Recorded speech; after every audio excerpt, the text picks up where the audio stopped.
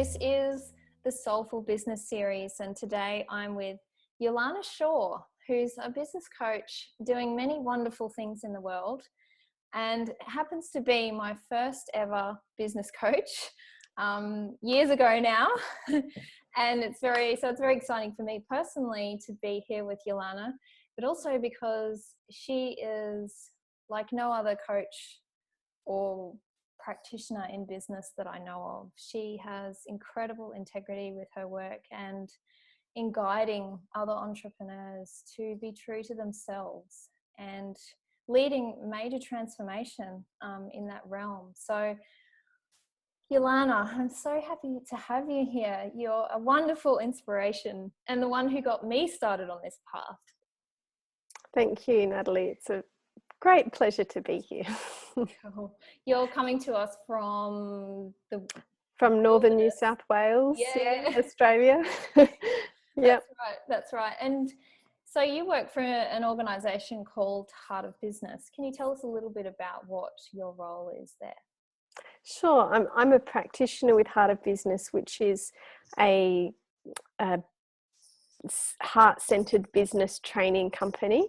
The physical location is in the United States, but we work with people all over the world, and one of our practitioners, at least, which is me, is based in Australia. So yeah, we basically offer online training for businesses who want, or people in business who want to make a difference in the world and need to make a profit as well. And my role there, I do, I teach some of our larger classes, and I run small groups, which is similar to what some people call masterminds, so for 6 months or longer at a time, where I'll work with a small group of business owners together. And I also work one-on-one with people. Yeah, just helping them to connect with their essence in their business. And it's really, I don't know what other people do, but I know that for me, what's amazing about this work is that it's we basically get hands on in everything from that really deep inner work to the nitty gritty of what goes on your sales page or in your website, or how you're structuring your business, what your revenue model is, the whole thing. And it is a big thing. It is a huge thing to go, to get your head around how to be in business, how to do business, and how to do it in a heart-centered or soulful way. So yeah, I love that. Actually, it's so much about balancing the inner work and the outer success, isn't it? Yeah, it is. So for someone, in the audience who's really kind of struggling to find that balance, what's your main advice to them? Well, I know my main advice might be different to other people's, because I think every coach that you meet, or a mentor or expert that you find in this field, has a different approach based on what works for them. And for me, I tend towards, I guess my ultimate advice is always be true to yourself. What I find is that, well, I can tell you a little bit about my own journey in this field. Is that I started off a hippie and a greenie, fully, I'm an environmentalist, and really involved in spiritual healing work. And having my family were academics, so I had next to no business know-how. And I had it was like that green hill on the other side of the river that was I was looking at, thinking, I want to do that. I had this flash, this insight that business is a vehicle for transformation in the world, and that it's a very effective vehicle, perhaps more so than governments and policy in some ways, that businesses actually have the power to make a real difference. And that's what clocked me on to wanting to learn this mysterious art of business. Because I recognize it as a vehicle of transformation in the world, you know, not just in myself. But I had a lot of work to do because I had issues around money, I had issues around marketing, I had issues around selling, I had issues around everything. And I studied with, you know, I studied all aspects of business. I studied investment and property, shares, shares. I just, you know, and different types of business models. And I studied with different teachers and experts. And I remember specifically one day where I was in a course that I paid quite a lot of money for, and I was learning a lot of good things from this guy. But there was a point where they were talking about how you could make money during wartime. You know, that there are ways that you can invest. I mean, obviously there are things like there are impacts on currency, and there are impacts, you know, there are industries that thrive during war, and you can invest in them. And at this point, I just couldn't. I was like, I cannot, I couldn't do business the way they were talking about. And I really recognized where my line is, and that for me, it's crucial to do business in a heart-centered way. If the business is not making a positive difference in the world, then I just think, why bother? At this point in time, at this point where our planet is at, I think why bother, you know? Oh, I love that. Absolutely. And that's such a big part of soulful business, isn't it? You know, making a positive impact and thinking about the on-flow effects of the actions that you take in your work, you know? It is. And it was that realization that led me to connect with Heart of Business. I stumbled across it, and Mark Silver, who's the founder there, you know, in him I discovered a level of humility and integrity which I hadn't found anywhere else.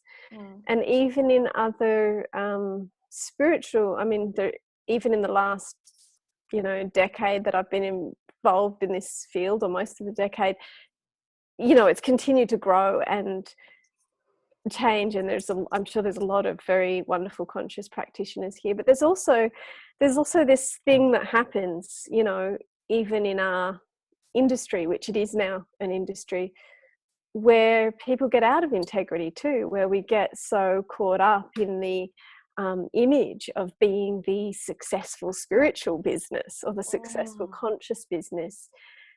And whenever you're caught up in an image or an identity of something, you can shift from your own personal deep integrity. So that's why my essential message, going back to your original question, is really to be true to yourself and, you know, learn what you need to learn to be effective in business, but don't override those, you know, the deeper calling of your heart and soul. So important. And that's something that you teach through what you call heart leadership, isn't it? Can you tell us about that? Yeah, so I mentioned before I'm doing mastermind circles, or you know, we're doing small group coaching at the moment, and I've called mine a heart leaders circle because there's this concept, thought leadership, you know, which you may have heard of, which, you know, and it's an exciting thing to become a thought leader in your field. And I guess I recognize that for me, thought leadership is not as effective if it's not also connected to the heart. And I think a lot of thought leaders are connected to their heart. But I think speaking about heart leadership, for me, you know, it really brings that to the fore. So I was thinking, you know, when I created these circles, about what is it that defines a heart leader? And I came up with 5 kind of core principles that I think are important if you want to be someone who's really leading with your heart or with your soul. So Do you want to hear them? Please do. I thought you were going to launch into them then. I'm waiting. Good. Good. Phew, she wants to hear. So the first one is that you've taken the time to define success for yourself. And that's one of the key ways that you can avoid getting into the trap of getting caught up in any image of success. Even the conscious version of the image of success is to really take the time to define what's success for you. And it may involve money, it may involve time, it may involve the place where you live, or the kind of connection that you have with your family. But when you really ask this question of yourself as a deep inquiry, you could be surprised to find that the answers are not what you thought. Yes. Because what I find is sometimes we take on the goals that we think we should have without listening much, much deeper to the goals that we really have, what's really most important to us. And when you know what's most important to you, you can start to think for yourself and, you know, pray or meditate for yourself, or really listen to your heart about how to create a business that will support that and will help you achieve that. So that's the number one first step. Can I pause you there, because I'd love to just give the listeners some context and example. What is your definition of success? Great question. Because, you know, we talk about redefining success for yourself, but give us an example. Please tell us, what is yours? Yeah. Well, for me, it actually comes down to my state of being. Really at the essential level for me, success is being present. Yeah. And just from experience, I've found that when I'm connected and present, everything else works. But from there, that's kind of the foundation of success for me. And then the next step for me is being able to share my gifts, and have them received and appreciated, and make a difference in the world. And whether I get paid a lot of money for that or not, actually, it's not first or second for me. It's probably the point at what I receive for giving my gifts comes about third in my, you know, priorities of success. And then to be, you know, and then at the third level would be, to be comfortable and to be taken care of, and to, but, you know, that's not survival. If I was going to define for you my definition of survival, I would start with Maslow's hierarchy and make sure that I had those other things. But if we're actually talking about success, it's kind of the other way around for me. And it involves really being present in my heart as the number one. Oh, thank you for sharing that. I think that's really special to hear that. Yeah, thank you. So tell us number two. What's number two of heart? Number two is that you've designed your business to serve others and to allow you to shine with whatever your sweet spot is. You know, whatever your have you seen that sweet spot diagram that's kind of been going around on Facebook and stuff like that? With the overlapping circles? The overlapping circles. It's got like what you're good at, what you love to do, what people need, and what people will actually pay you for. And right in the center of all of those, they talk about your sweet spot. And you know, I think that's a fabulous. I love that diagram. Sums it up perfectly, doesn't it? It does. It does.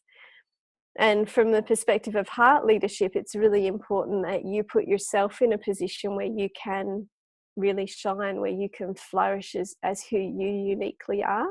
And that is different to who other people are, and where they uniquely shine and flourish. And so, that intersection in particular between helping others and really giving yourself space to be awesome. Love it. Yeah. Wonderful. Number three, radical self-care. Ooh, okay. It makes you a great CEO.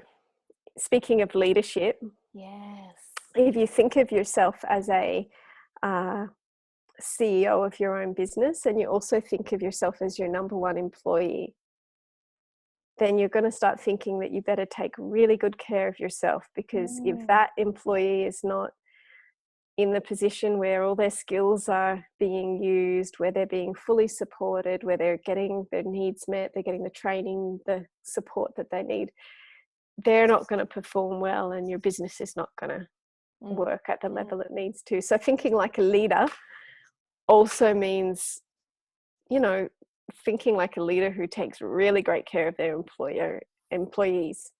Beautiful. And that I love that. often means radical self-care, because usually we spend more time, you know, putting our needs last in our business. And I find that when I'm well rested, I'm much more connected to that, you know, core success for me of being present, for example. Yeah. And it's so important to put that ahead of giving too sometimes. I mean, giving can be part of self-care, of course, but that has to be paramount, doesn't it? Because it has to be. If you're not in good working order, then what can you possibly deliver? Yeah, that's right. And it's hard to shine as a leader, if, you know. And also when we're talking about leadership, you know, like in a soulful business or heart leadership, you need to be connected to the place of sort of innovation and creativity in yourself, the place of insight, and the place where you discover things that are different. You say things that haven't been said before, or draw things that haven't been drawn, or dance moves that haven't been danced, you know, whatever it is, whatever field you work in.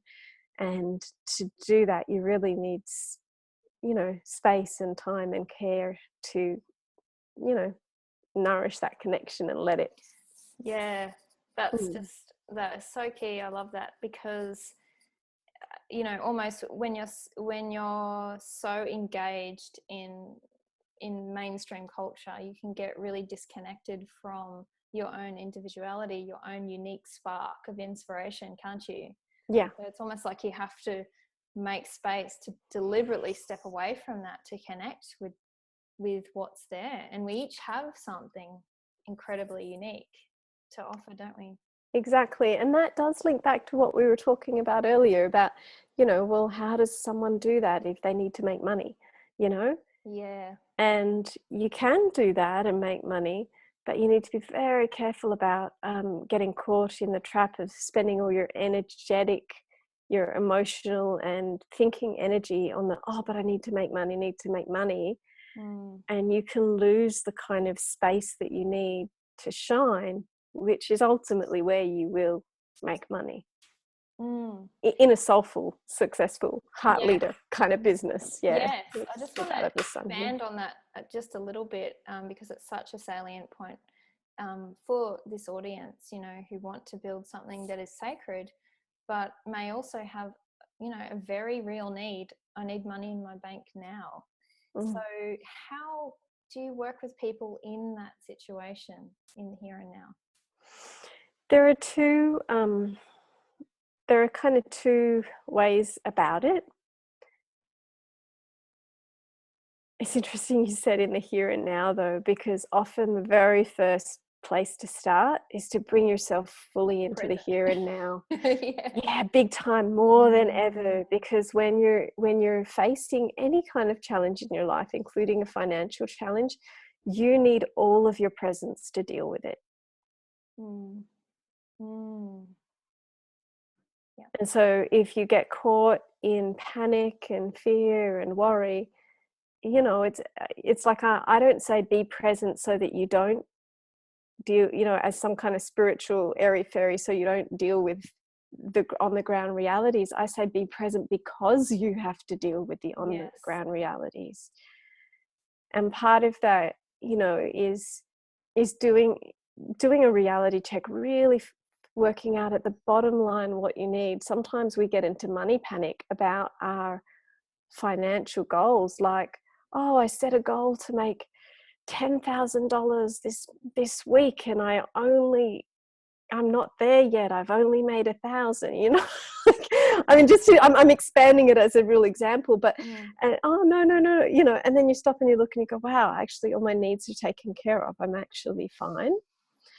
And that's a really important step, is to realize when you're fine, and also when you are not, and what that gap is, you know, how much leeway you have. Sometimes it helps to have another job, you know, or to work in somebody else's business to give you the space that you need to really connect with yourself and what you're wanting to bring forward, without putting the pressure on your business to suddenly earn when you know, this is particularly with new businesses or when you're reinventing things, you know. So that can help a lot, is to look for other sources of income. And a big thing is also so being present, widening your sphere of options, you know, like working another job or whatever for a while. And the other thing is around patience, you know, just having realistic time frames and giving yourself time. Kind of relates to the being present, but it's about just not putting too much pressure on yourself, because we're under a lot of pressure to be, and women particularly too, you know, often we're trying to be super mom and super conscious and super businesswoman and super house person, you know, cleaner, all at the same time. And so just kind of like that, easing back and giving yourself a little more space to be, and things usually work out. I don't know if that's it, if that cuts it as a I've never heard anyone give that business advice, but it's my experience, you know. Things usually work out if you just get present.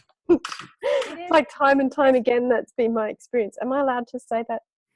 You absolutely are, because I happen to agree with you, because to me the purpose of being present is to allow the next step to arise. Yeah, it really is. Then, you know, an opportunity in your situation will arise from being present.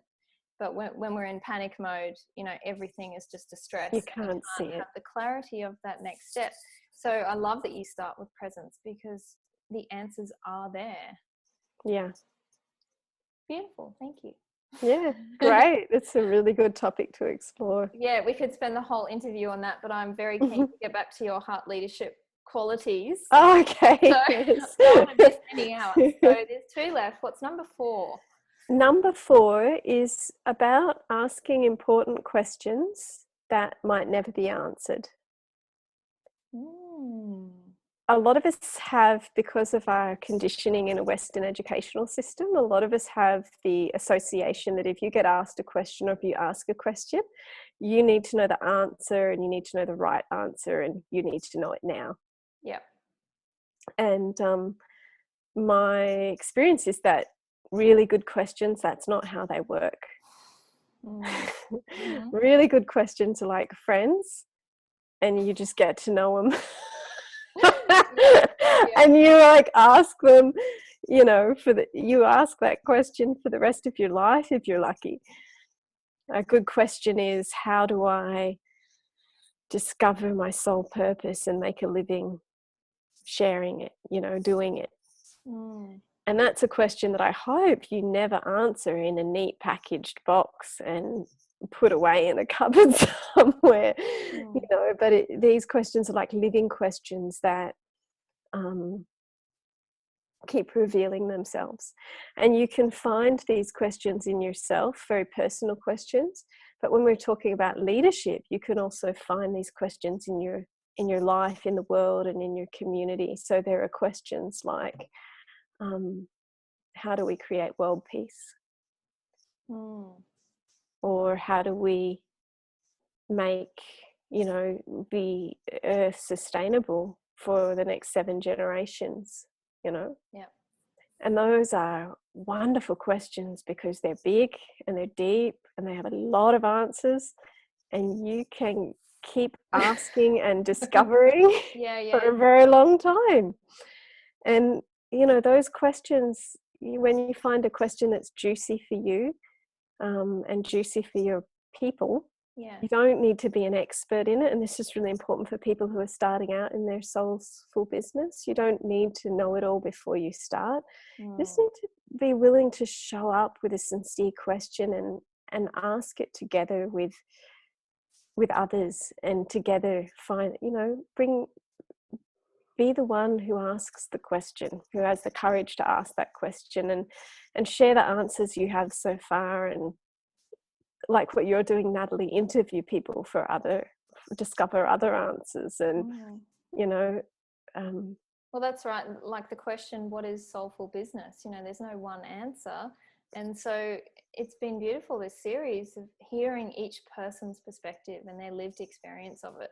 yes, It's just magical, and that's what life is. And I love that asking, you know, when you ask a question, it's just you're following that trail of energy, aren't you? And inviting the pieces to come together, which never fully make the whole mosaic clear and crystal clear, but you do get the pieces come together, don't you? And you gradually gain momentum in that direction. Has that been your experience too? yeah, absolutely. Okay, I really like that one. That's cool. Actually, I'd have to say one of the I hadn't framed it like you said with this, you know, asking the unanswerable question.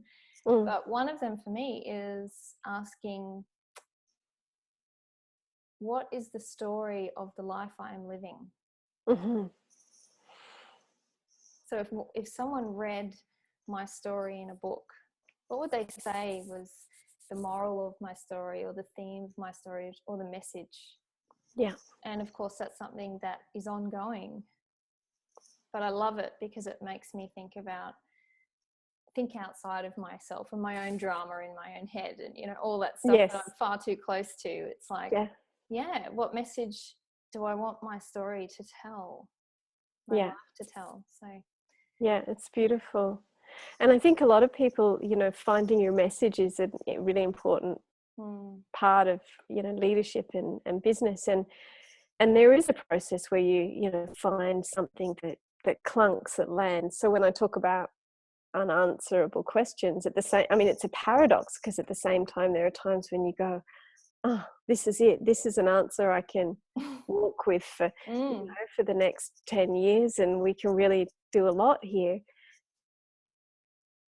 But then there's a lot of questions within that answer as well. You know, it'll be, you know, how do I live this message? Yeah. For example, is the next question, once you find the answer of what your message is, you know. Yeah.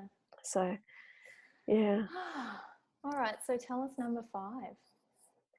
Number 5 is knowing who's boss. Okay.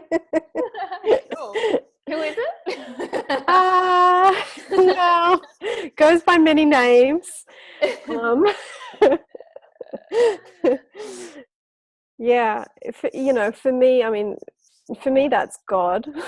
And it does, you know, you can use that word or another. It's essentially sorry, I've got this light, I'm just trying to, there we go. It's essentially this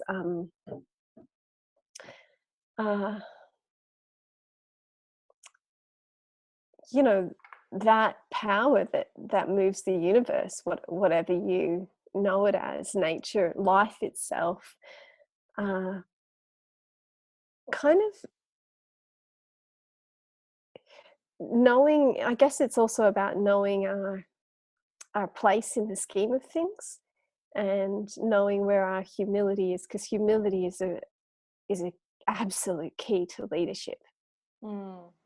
You know, you can't effectively be a great leader if you haven't learnt humility. Yeah. And having said that, the process of becoming a great leader, of striving to become one, is a humbling process. So you can't go wrong with it either. You know, yeah. And so I think having that constant awareness that there is some higher power that is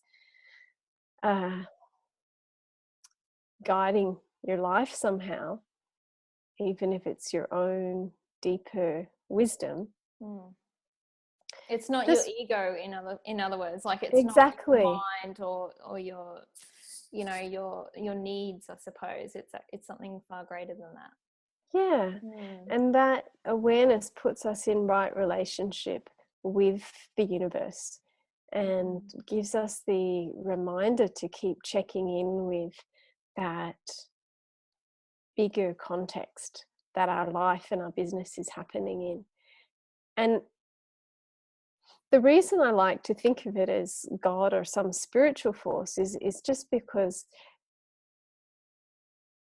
it's not like checking in with the physical context, which is also important. You know, it's important to go, okay, well, you know, what's happening in my tribe, in my immediate environment, what's happening on the earth at this time, what's happening in society, you know, how does my business fit in with all of that? And I think those are really important questions.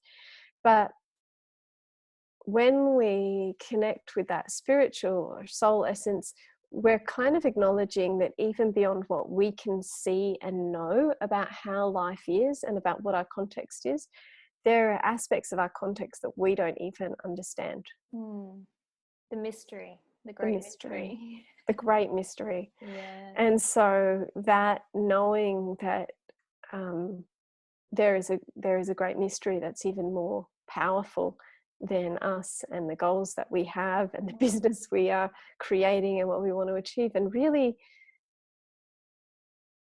honoring, you know, the great mystery, and also the universal intelligence. You know, that mystery has this way about it where it doesn't always write down for you in step-by-step formula. It does sometimes happen for people, but it doesn't always write down for you in step-by-step formula what to do next, you know. Yeah. But on the other hand, if you're really listening, there's always a next step, you know, that's an intelligent next step for you in your life and your business at this time. And you can find that by checking in with the divine, with your own heart, which is, your own soul. Connects at your heart, isn't it? In all of us. And so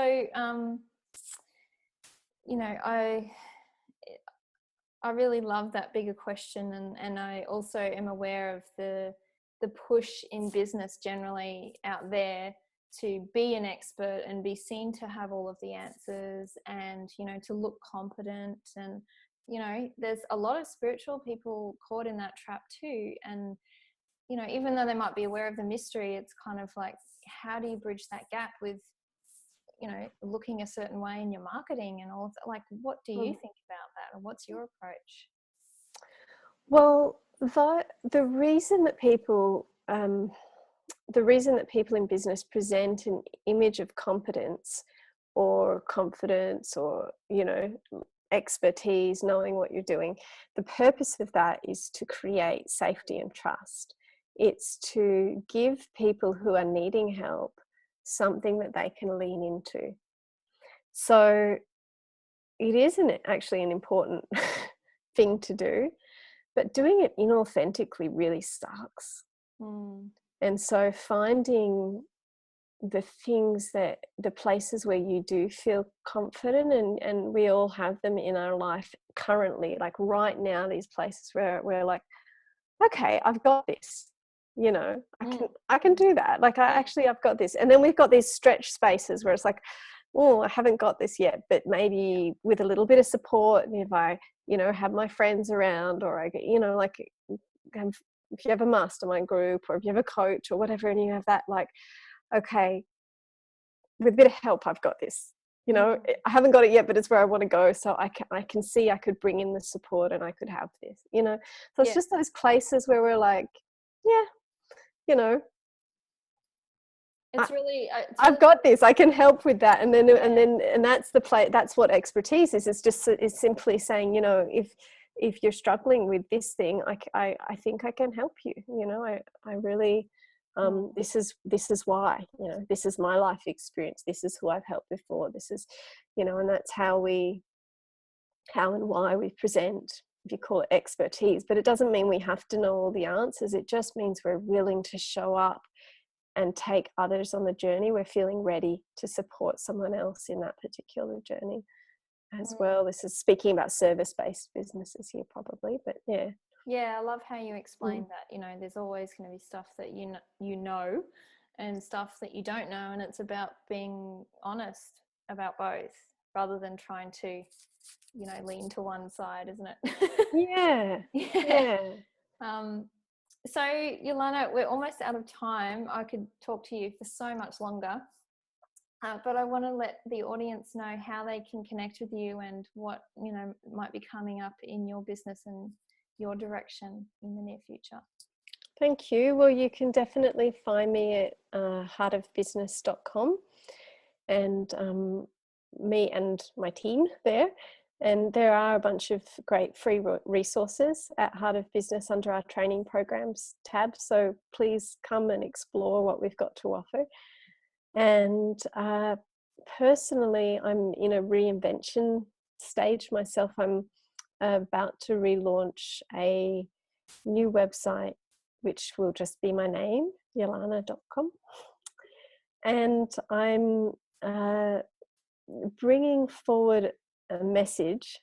I'll be issuing a challenge to business leaders, particularly I hope to be reaching to executives and kind of corporate business leaders as well. And basically I'm going to be issuing a challenge about connecting, you know, how about their definitions of success and whether they've linked them to what I think of as the four like crucial imperatives of our time, which are environmental sustainability, social justice, world peace, and spiritual awakening.